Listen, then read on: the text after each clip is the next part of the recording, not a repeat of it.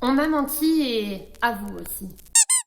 Moi, je viens d'une école de commerce. On m'a fait miroiter que j'aurais un bon salaire et l'embarras du choix sur le marché du travail. Avec tellement d'offres que je pourrais même choisir le travail qui me plaît dans l'entreprise qui me plaît. 10 ans plus tard, le marché du travail est saturé et on est des centaines de jeunes à chercher du travail en vain. On m'a dit que de nos jours, il fallait avoir quelque chose en plus sur son CV. Quelque chose pour se différencier. Je suis partie 1 an en Corée du Sud. Vous imaginez, mon hobby pour la Corée était tellement fort que je suis partie solo 1 an à 10 000 km de chez moi pour apprendre une langue que je ne connaissais pas dans une université locale. Si ça c'est pas de la détermination et c'est pas quelque chose qui valorise mon CV, je ne sais pas ce que c'est. Pourtant, depuis mon retour en France, ça n'a intéressé absolument personne. Ah, et j'ai une chaîne YouTube aussi. Reparlons de ma chaîne YouTube. On m'a toujours dit ouais, les réseaux sociaux, c'est une question de régularité.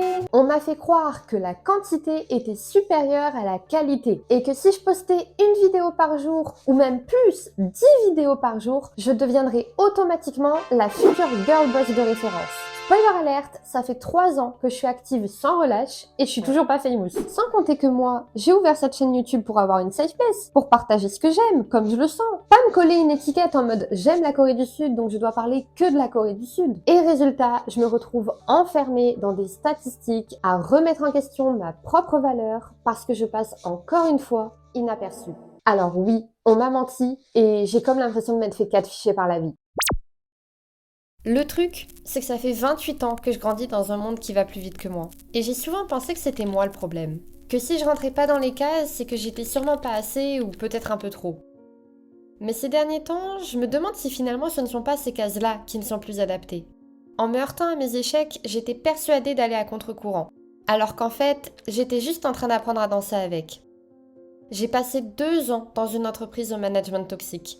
Et c'est cette expérience qui m'a permis d'ouvrir ma chaîne YouTube. Projet dont je rêvais depuis mes 10 ans sans l'audace de commencer. Et grâce à cette chaîne, je suis partie 1 an en Corée du Sud. Alors non, j'ai pas la vie que j'imaginais, ni celle qu'on m'avait promise, mais peut-être que le but, ce n'est pas de cocher toutes les cases. Peut-être que le but, c'est simplement d'arrêter de croire qu'elles définissent notre valeur. Parce que oui, on m'a menti, mais pas dans le sens où j'ai échoué. Dans le sens où le monde qu'on m'avait promis n'existe plus.